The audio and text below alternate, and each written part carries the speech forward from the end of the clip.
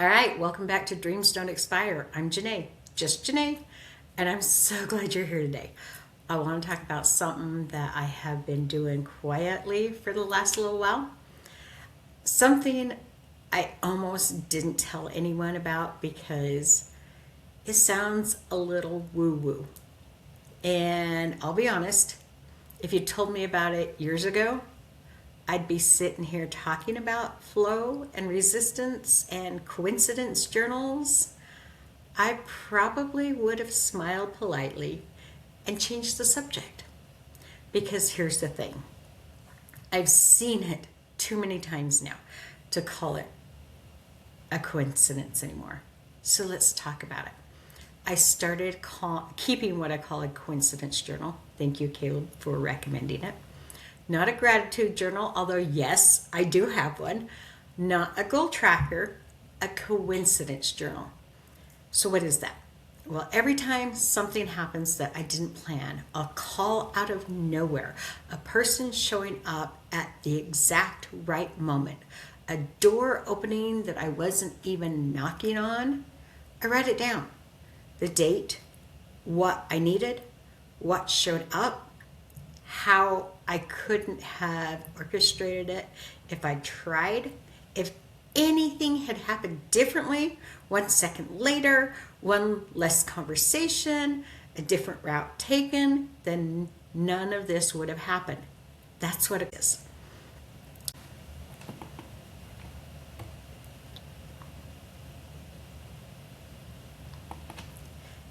And what I've found after months of paying attention is this. It happens constantly. I mean, constantly. I'm not talking about once in a while. I'm talking about a pattern so consistent that I cannot look at it and call it random. Here's what I've also noticed. The coincidences, they don't show up when I'm forcing things. They don't get there when I am operating in fear. They show up when I've stopped, when I let go of the how. So let me tell you about my book. About 8 months ago, I self-published and wrote Rise, Believe, Become. And I want to be clear, I had no idea what I was doing. None. I'd never written a book and I'd never self-published anything. I didn't know a single thing about ISBNs or formatting or cover design or any of it. All I knew is I was going to be on the mountain for 3 months and the peace and quiet of nature was going to help. I didn't know how long this would take. I just knew I had to do this. I had to do the writing first and then I'd worry about the rest of it when the time came. People thought I was crazy, and maybe I was. After all, what did I know about any of this? But here's what happened. Every single time I hit a wall, every time I came to a roadblock, or something I didn't know how to get past, I'd get a call. Not from someone I had reached out to, not from someone who was on my radar in that exact moment, a random call from a person I hadn't talked to in a while, or someone I had just met, or someone who knew someone and they would have the exact answer I needed. Or they connected me to someone who did. And it happened so many times during those 2 months that at some point I just started to laugh when it happened. Like, there it is again. I mean, seriously, Cisco, who I'd never had a phone call with before. I knew him. We worked for the same company. We'd had great conversations, but I'd never had a phone call from him before. Reached out randomly. And when I told him what I was doing, he happened to have a contact that was just the right person. And when I got a hold of her, Kat gave me the knowledge to do the part I needed. And then here's Locke, who had self-published some poetry books. I've known Lot for a couple of years, but I didn't know that about her. And she called me random, real random, and said, Janae, can I get your address? I want to send you my poetry books, and I have wrote something about you in one of them, and so I want you to have it. And I'm like, did you self-publish? And she's like, I did. And I'm like, oh, you might have the answer I need right when I needed it. It just kept happening again and again and again. And I could not have made any one of these happen on my own. There were always people who had knowledge that I didn't know they had. There were always random, like when we were talking about self-publishing, my ex-daughter-in-law, Brooke, was like, you know what?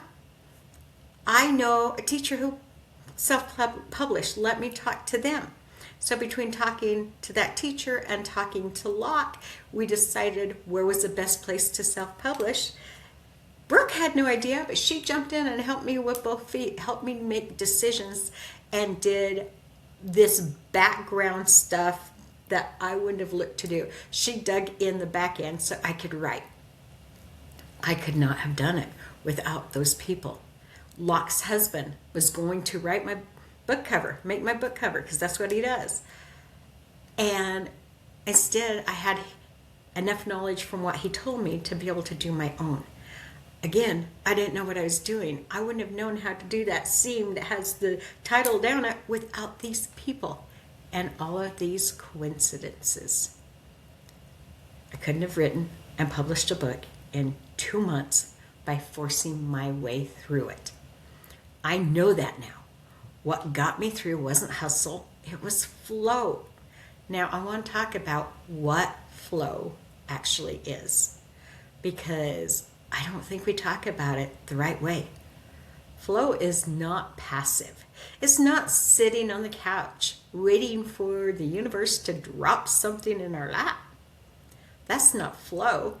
That's avoidance. Been there, done that, right? So flow is, you know what you want, you put it out there, you do your part, and then you let go of the how. That last part is where most of us fall apart. We want results so badly that we start gripping it. We start calculating every angle, worrying about every obstacle, checking obsessively to see if it's happened yet.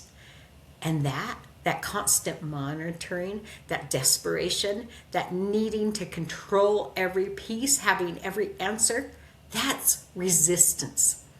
And resistance is exhausting. I know, because I've been living in it, unfortunately. Yeah.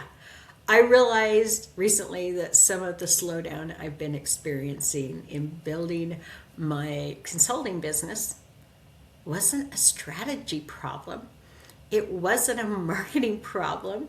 It was a resistance problem. I was so focused on making it happen that I stopped trusting that it would. And there is a difference between those two. And it matters. So here's how I know the difference in my own body. When I am in resistance, there's this low hum of anxiety underneath everything I'm doing. I check my email too much. I'm second guessing my pricing. I'm wondering if I said the wrong thing or positioned myself wrong or missed a window that is now closed. I'm living in fear and scarcity, and everything feels like I'm behind. But when I am in flow, it feels different. The energy, it was truly magical when I was writing my book. I was operating at a higher vibration than I ever had before. And there was still work happening. I was still showing up. I was still moving, still doing my part. But underneath it, there was this quiet knowing, a kind of settled certainty. Like, I've placed my order, and now I'm just going about my day while it's getting prepared for me. And that's when the calls come. That's when the coincidences happen. That's when I run into someone at an event and we talk for 20 minutes. And I walk away thinking, that conversation right there, that was not an accident. I had one of those yesterday, so I'm back in flow. And I want to address something because I know some of you are thinking, isn't that just magical thinking? Isn't that just looking for patterns that confirm what you already want to believe? Well, maybe. I can give you that. But here's what I'll offer in return. When I was living in resistance, what white-knuckling everything, operating from fear and scarcity, convinced that if I let go for 1 second, everything was going to fall apart, I didn't notice any of this. Not that it wasn't happening, but because I wasn't looking, because I was so busy trying to control the outcome that I couldn't see the help that was already trying to arrive. The coincidence journal changed that for me, because when you write it down, you stop being able to argue with it. There it is in your own handwriting. Date, time, what you needed, and how it showed up. Try arguing with that for very long. I think a lot of us have been taught that faith and effort are opposites. Like you either trust that things will work out or you work hard to make them work out. Pick one. But that's not what I've seen in my life. The combination that works is this: know what you want, be specific, say it out loud, write it down, tell the people in your life, put it on your vision board if that's your thing. And you've all heard me talk about my vision board, so you know I mean that. You know that's a part of me. Then you do your part. You show up. You make the calls. You put in the work. Take the next right step even when you can't see the whole staircase. And then let go of the rest. Not because it doesn't matter, because it does matter. And because your grip on it is actually what's slowing it down. This is what I mean by flow. I'm not going to sit here and tell you I've figured this out perfectly, right? I haven't. I told you. I recognized it recently that I have been in resistance. That awareness has been humbling, because here I am, the woman who talks about trusting your journey. And I had quietly slipped back into trying to force every single thing.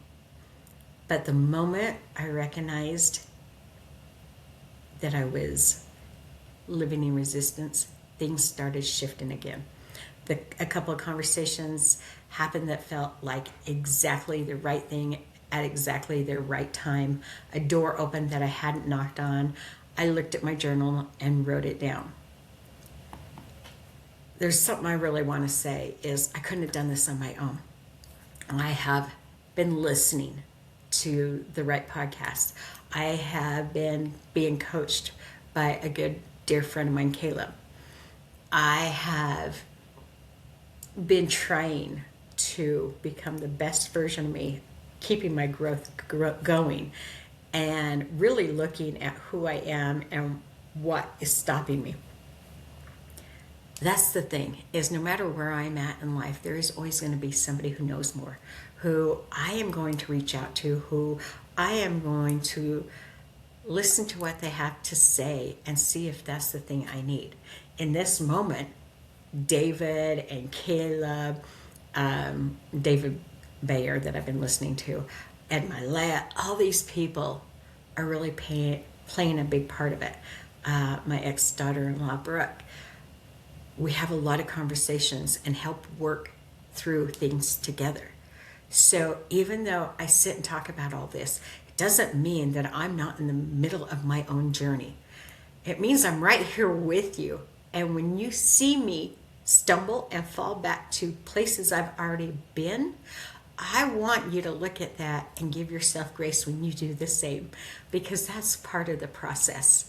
So I'm going to be very blunt about it, very open about it, let you know, guess who's stumbling again? Yep, me. Guess who forgot this? Me. Because I want you to know that when you are in that place, it's okay. It's part of your journey. So here I am, recognizing I'm in resistance, thanks to a few people who showed it to me, and reminding myself what flow felt like, what it looks like, and reminding myself that when I was there, I didn't have all the answers. I was just doing the part in front of me, knowing that the other would take care of itself. So, here's what I want to leave you with. Start paying attention. Not obsessively, just intentionally. When something happens that seems too well timed to be random, write it down. And since I have started talking about the coincidences, it's amazing how many more I've had in the last 2 weeks. I think it's been 2 weeks that I've been doing my coincidence journal. And in that 2 weeks, the amount of coincidences that have stacked up and how much better my flow has become has been amazing. So write yours down. Don't analyze it, just record it. Date it, which I haven't done, but I'm going to. What you needed, what arrived, and then do this for the next 30 days. And look back at what you wrote. I think you're going to be surprised how many times things showed up for you. And if you're in a season right now where you're gripping something too tight, a business goal, a relationship, a dream that felt like it should have happened, right? I'm right there with you.